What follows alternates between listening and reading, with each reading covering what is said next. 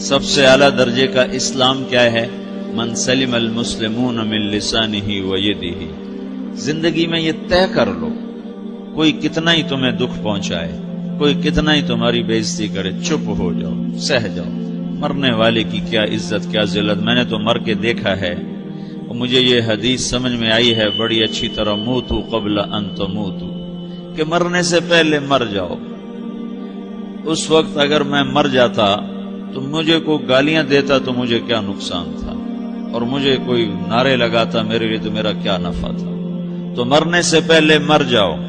کوئی تمہیں برا بھلا کہے تو تمہارا کیا نقصان ہے، تمہیں کوئی واہ واہ نعرے لگائے تمہیں کیا نفع ہے. اگر اللہ راضی ہے تو مرد آباد اور زندہ باد سے بے نیاز ہو.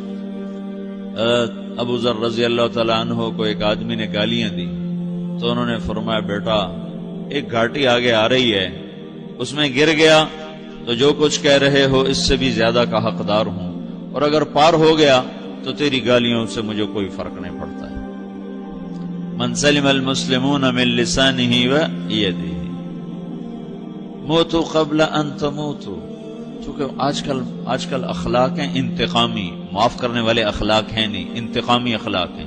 ہمارا معاشرہ انتقامی ہے، اچھا کرو گے تو ہم اچھا کریں گے، برا کرو گے تو ہم برا کریں گے، جیسا کہو گے ویسا ہم سے سنو گے.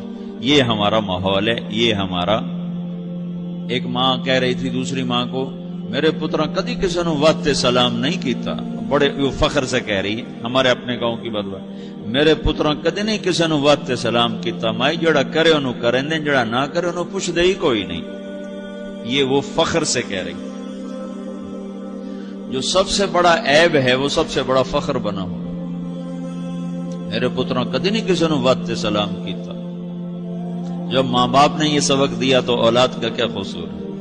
تو ہمارا معاشرہ انتقامی ہے، ایک کی 10 سنانے کا ماحول ہے. تو آپ 100 کی ایک بھی نہ سناؤ. احنف بن قیس رضی اللہ تعالیٰ عنہ پہ ایک آدمی نے چڑھائی کر کہنے لگا ایک سناؤ گے نا تو 10 سنو گے میری طرف سے. تو احنف بن قیس کہنے لگے بھائی تو مجھے 100 بھی سنائے گا نا تو میری طرف سے ایک بھی تو نہیں سنے گا. ایک آدمی ان کی بڑی بےزتی کر رہا تھا اور وہ چل رہے تھے اور وہ 100 گالیاں بک رہا ہے. جب آ گیا نا قریب شہر تو کہنے لگے دیکھا میرا قبیلہ یہاں رہتا ہے، اگر کسی نے سن لیا نا تو تیری بڑی دھلائی کر دے گا. تو نے جو مجھے گالیاں دینی میں کھڑا ہوں یہیں تو دے لے، تو اپنا سارا زور پورا کر لے تاکہ آگے تجھے کوئی تکلیف نہ پہنچا دے میری وجہ سے. تو وہ پاؤں پہ گر کے معافی مانگنے لگا کہ واقعی تو بڑے حلم والا. وہ مشہور تھے اپنے حلم میں، بردباری، اور لوگ ان کا امتحان لینے آیا کرتے تھے کہ بھئی کوئی ہے جو احنف کو غصہ دلا دے. تو لوگ ناکام ہو جاتے تھے، ان کو غصہ نہیں آتا. ایسے ایک عرب سردار گزرا معن بن زائدہ، وہ بھی اپنے حلم میں بڑے مشہور تھے. ایک دفعہ لوگوں میں شرط لگ گئی کہ کوئی ہے معن بن زائدہ کو غصہ دلائے تو ہم اس کو انعام دیں گے. تو ایک شاعر نے کہا میں غصہ دلاتا ہوں، تم دیکھنا ایسے سیخ پا ہو جائے گا جیسے جانور. تو وہ چلا گیا اس کی مجلس میں. دربار لگا، عرب سردار تھا بہت بڑا، دربار لگا ہوا. تو کہتا السلام علیکم. وعلیکم السلام.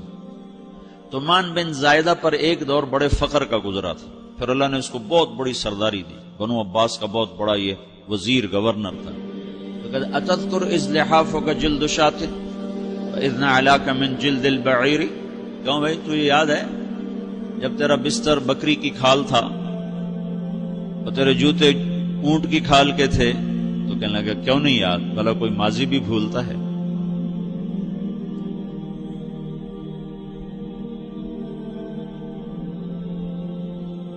تو وہ کہنے لگا پہلا وار تو خطا گیا. فسبحان الذی آتاک ملکا وعلمک الجلوس علی السریر.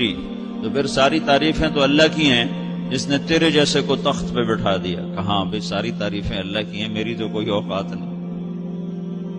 تو کہنے لگا سأرحل عن دیار انت فیہا وان جار الزمان علی الفقیر. جہاں تیرے جیسا حکمران ہو وہاں مجھے رہنا گوارا ہی نہیں ہے، میں یہاں سے چھوڑ کے نکل جاؤں گا چاہے کتنی تکلیف اٹھاؤں. بڑے دربار میں یہ ایک گورنر اور وزیر سے بات ہو رہی ہے. تو وہ کہتا ہے اچھا بھائی اگر تو ہمارے پاس رہے گا تو ہم تیرا اکرام کریں گے، اور اگر تو جانا چاہتا ہے تو پھر رافقت کا سلام، تو وہ یہ بار بھی خالی گیا تو پھر کہنے لگا فجد لی ابن ناقصۃ بمال،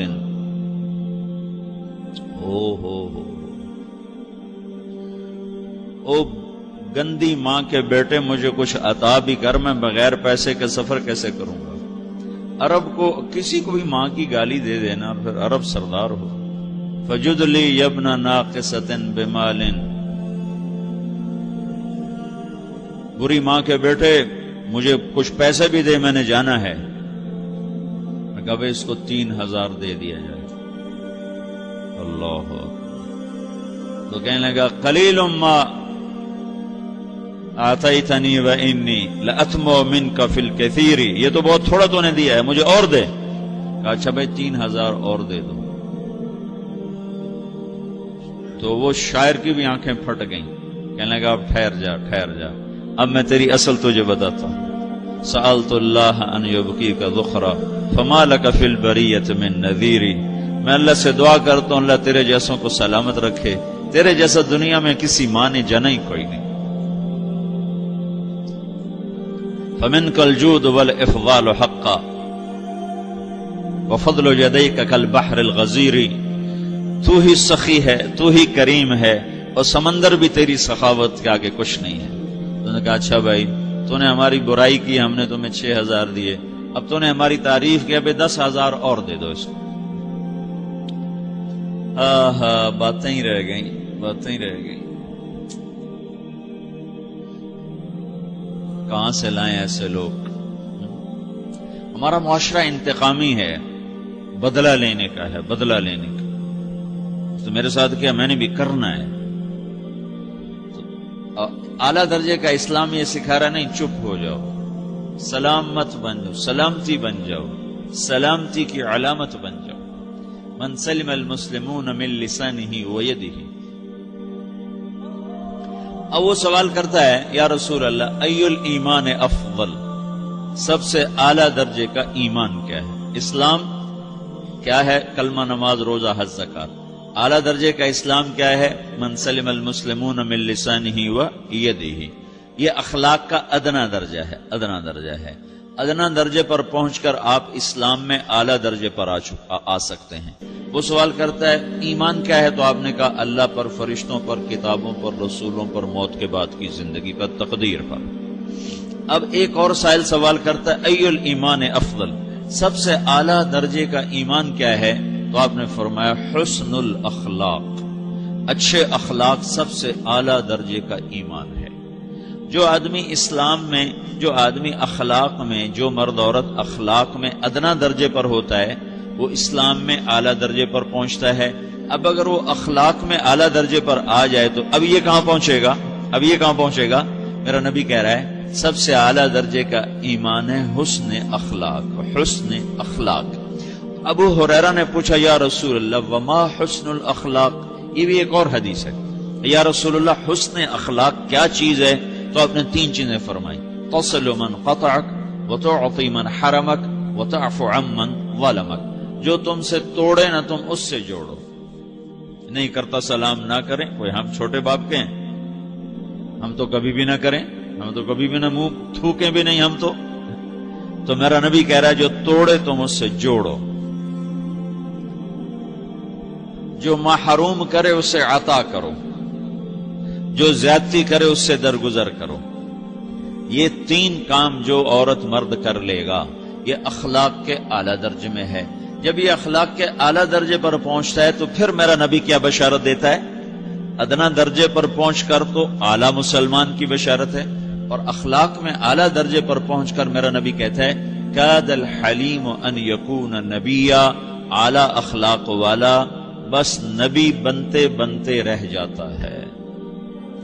اعلیٰ اخلاق والا ایسے ہے جیسے کہ نبی، قریب ہے کہ وہ نبی بن جائے، یہ تو ہے نا ترجمہ، لیکن ہم ہمارے اردو میں کہتے ہیں وہ نبی بنتے بنتے بنتے رہ گیا۔ کیا مطلب؟ کہ اس میں اور نبی میں صرف نبوت کا فرق رہ جاتا ہے، باقی وہ سب کچھ حاصل کر لیتا ہے۔ تو یہ سارے دین کا میں نے آپ کو خلاصہ بتایا ہے کہ میری آپ کی ضرورت ہے کہ میرا اسلام اعلیٰ درجے کا ہو، من سلم المسلمون من لسانی